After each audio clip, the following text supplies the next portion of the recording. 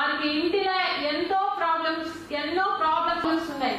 So మీరు కూడా మీ పక్కన ఉన్న ఫెలో విధంగా ఇప్పుడు ఎక్కడెక్కడైనా ఎవరికైనా ఇటువంటి issues sexual harassment different forms లో ఉన్నాయి. అవన్నీ కూడా ఈ రోజు మీకు సో మీరు అందరూ కూడా దీన్ని ఎందుకు మనము ఏర్పాటు చేసి ఉన్నాము అని మీకు పీడి గారు కూడా మీ అందరికీ కూడా ఇప్పుడు చెప్పడం జరిగింది. ఈ యాక్ట్ 2013 లో వచ్చింది. దాని యాక్ట్ గురించి మీ అందరికీ కూడా పూర్తిగా ఒక అవగాహన ఉండాలి.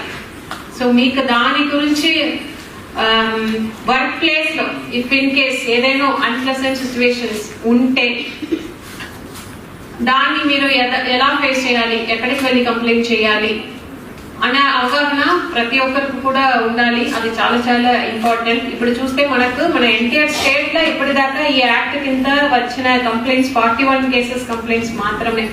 అంటే దానికి ముఖ్య కారణం ఏముండొచ్చు, ఎవరు కూడా దీని గురించి అవగాహన ఉండకపోవచ్చు. ఆ అవగాహన ఉంటే కూడా ఇటువంటి కంప్లైంట్స్ ని మనం ఎలా బయటికి చెప్తాము అని ఒక షైనెస్ కూడా ఉండి ఉండవచ్చు. There may be some other reasons also. So దానికోసమే ఈ రోజు మన కలెక్టరేట్ లో షీ బాక్స్ అనేది కూడా పెట్టడం జరిగింది. సో దానికి ముఖ్యంగా ఇనిషియేటివ్ తీసుకున్న ఏపీ జాక్ వారు కూడా ఈ సందర్భంగా వారందరినీ కూడా అభినందిస్తున్నాను.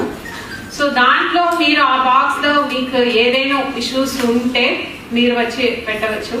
సో అది ఒక ఆస్పెక్ట్. సో ఇంకా ఇక్కడ ఉన్న అందరూ కూడా ఇక్కడ లేడీస్ ఉన్నారు, కానీ ఈ work shop it's not just only for ladies, other male staffs కూడా పెట్టి ఉండాలి.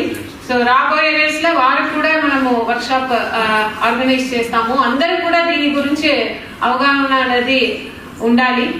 సో మనకి డిస్ట్రిక్ట్ కోర్ట్ నుంచి honourable principal and session judge Dina గారు ఉన్నారు. సో లాస్ట్ టైం ఒకసారి ఉండాలి అంటే ఒక మేడం చెప్పినట్టు సంతోషకరమైన ప్లేసే కాకుండా భద్రతతో కూడిన ప్లేస్, మనం ఇంకా ఉత్సాహంగా మనం ఇంటికి వెళ్ళాలి, అటువంటి ప్లేస్ లా ఉండాలి అని చెప్పేసి ఈ యొక్క చట్టం యొక్క ముఖ్య ఉద్దేశము.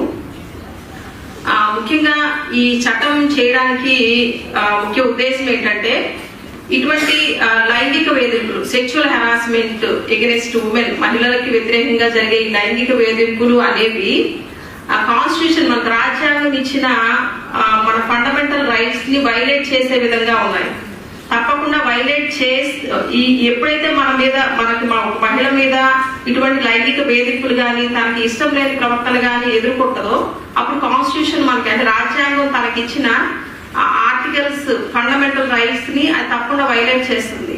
మన యొక్క కాన్స్టిట్యూషన్ మనకి ఇచ్చిన ఆ రైట్స్ ని భద్రపరచవలసింది, దాన్ని ఇంప్లిమెంట్ చేయవలసిన బాధ్యత గవర్నమెంట్ది, కోర్టులది, ఆ చట్టానిది, అందరిది, గవర్నమెంట్ మొత్తం ఈ యొక్క డిపార్ట్మెంట్స్ అన్నిటిది అనమాట. కాబట్టి అవి వైలేట్ చేయాలి పరంగా దేశానికి వారి అభ్యున్నతికి కూడా కారణమవుతుంది. కనుక వారి యొక్క పని యొక్క